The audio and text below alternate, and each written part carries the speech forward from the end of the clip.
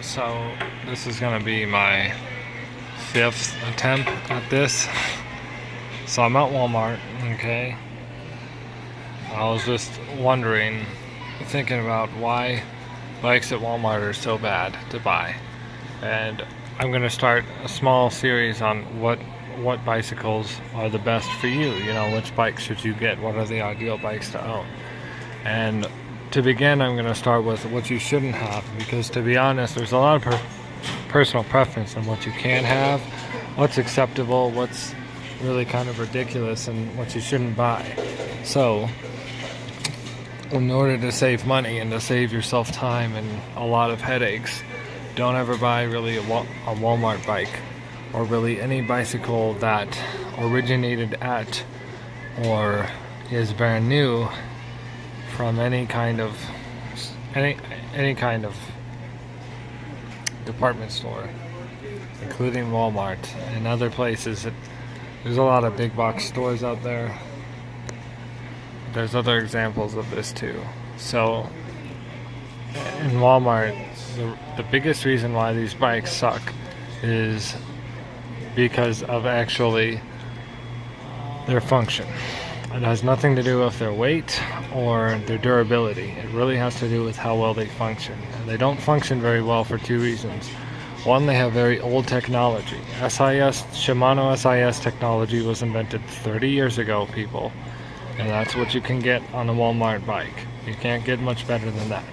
So any bike that has multiple gears has the oldest system of gears you can possibly have in the book.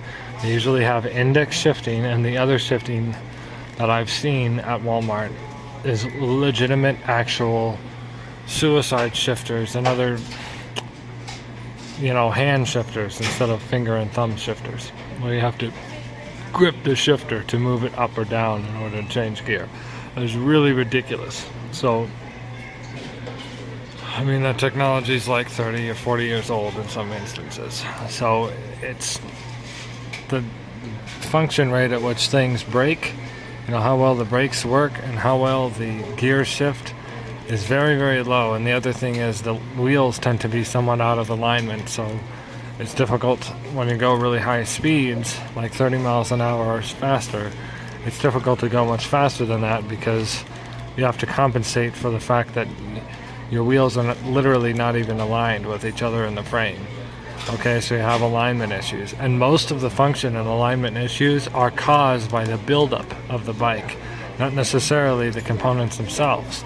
So even though its technology is old, and I keep saying that, it's actually also because the people who build up the gears don't really do it correctly all the time. In fact, it's pretty much guaranteed that they're going to screw that up, and they're going to put the derailleur on, not backwards, but it's not going to be perfectly straight, and nothing's really going to be very good on these bikes. The people who build them up are typically either people who work in the toy department or people who work on cars. The guys that work on cars, best case scenario, have some idea of how to follow instructions. They read the instructions on the box and they build up the bike to some degree. Now, not everything in the bike they have to build. I mean, the cranks usually come in the bike and the wheels come pre-built and everything like that. But there are two bikes that I would consider acceptable in terms of durability and overall function, since they don't have very much function to function. One is the Fixie. A fixed gear bike ignores gears and brakes. If you use a fixed gear, then you don't have to have good brakes. And you're going to have gears, the fixed gear cog and then the chainring are actually going to be thicker because it's a single speed. And that's going to last you a little bit longer than anything else that they have. And it's actually cheaper. Usually during Christmas time you can get that bike, the Fixie, for around $70. If you paid more than $80, you're sort of overpaying for the bike. But if you're going to buy a bike at Walmart, you absolutely have to have one. Have to have a cheap bike temporarily somewhere. Buy the fixed gear, because it's the fixed gear that it actually has is going to work. You might think that the other bikes, even if it doesn't work, I'll just make it work. I'll just go ahead and shift the gears anyways and get the gears rolling and stuff. But it's not. It's not gonna work very well. And the reason is the gears are just gonna, the derailleurs will continue to rub. They're gonna make a bunch of noise trying to shift even when you're not trying to shift. And it's not about cable tension, it's about the alignment of the actual sprockets with the derailleur. Okay, now you can go ahead and align the derailleur, but that's not worth the money or time. On a bike that only cost $120, it's not worth $20 to get it aligned. You know, which is what it would cost. It would take you about an hour and a half, 2 hours. And depending on how much money you make, that's about $20. And it would take a shop about 10 minutes, but they would probably charge you $20 for those 2 minutes, in American dollars, of course. So they become a real headache for that reason. And then, other than function, Walmart bikes are heavy, but that isn't the biggest concern. The biggest concern is function. Yeah. So now, if you take and buy the fixed gear bike, if you go ahead and take my advice, buy the fixed gear bike, then you still have some. One is in function, the other is in durability. The durability isn't too bad. It's just not the best. It's not very good durability. It's okay. It's acceptable for the cost, because the cost's so low that you could buy 10 of those bikes for one good $1,000 bike, and I can guarantee you 10 fixed gear bikes from Walmart will outlast one fixed gear bike from somewhere else that costs $1,000. Just because it's that much more durable doesn't mean it's really enough more durable to make up for the extra price that you spend on premium bicycles. But I gotta tell you, nonetheless, you still want a single bike to last as long as that single bike is going to last. You don't want to be changing bikes all the time. And then there's reliability, and the problem with Walmart bikes is when they do fail, they tend to fail pretty rapidly and without much warning.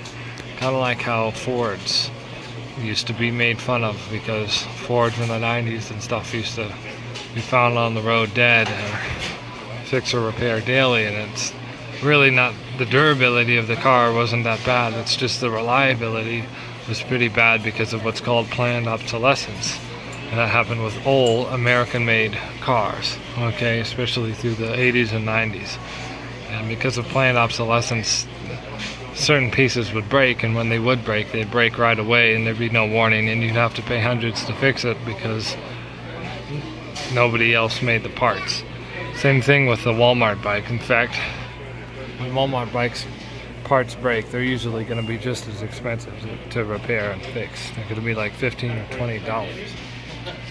Okay, so by the time 5 things have broken, you're looking at the same cost as the cost of the bike itself. That's a lot of money to pay for, frankly, a piece of just pieces of a bike, pieces of a bike that doesn't work that well in the first place. So it's not really worth it to repair and replace and fix the different parts that break on the bike. And therein lies your real problem with Walmart bikes and their durability. Their durability really isn't too bad for the price of the bike itself, but because everything else still costs a lot of money for labor and for parts to actually find the parts and stuff, you're still looking at a relatively expensive bike to upkeep for how much the bike costs. Think of a car. Let's say you can buy a car for $10,000, but every time it needs an oil change, the oil change costs $3,000. Well, geez, gosh, 3 oil changes and I can just buy another new car. So it's the same problem, the actual cost of general repair is going to borderline the cost of the bike itself. And that's the issue, furthermore, they are heavy. They're always going to be straight gauge. They're going to be metal. They're going to be straight gauge metal. If not, they're going to be estimated gauge, which is to say recycled gauges. Literally to say that the bikes are made out of recycled parts from other bikes that have broken down and have been crashed and whatnot else.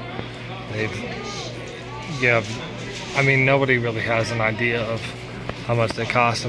Bikes need to be expensive because bikes are expensive. You look at a seat's $20. You look at a seat posts are $15. You look at the frame usually costs $100. So how on earth are they able to make a full bike with 2 wheels with all its components cost only $120? I'll tell you how. Okay, the frame and the fork are dirt cheap. The components are dirt cheap, and they're used, and they're old. Okay, they're made out of the worst possible metals they can make stuff out of. It really does depend. Some of the better ones will actually have like legitimate Acera and some other good components, which wouldn't be bad if they were built up correctly. But they're not built up correctly, so they're still pretty suck bikes to buy. Alright, so at the end of the day, pretty much all bikes from Walmart.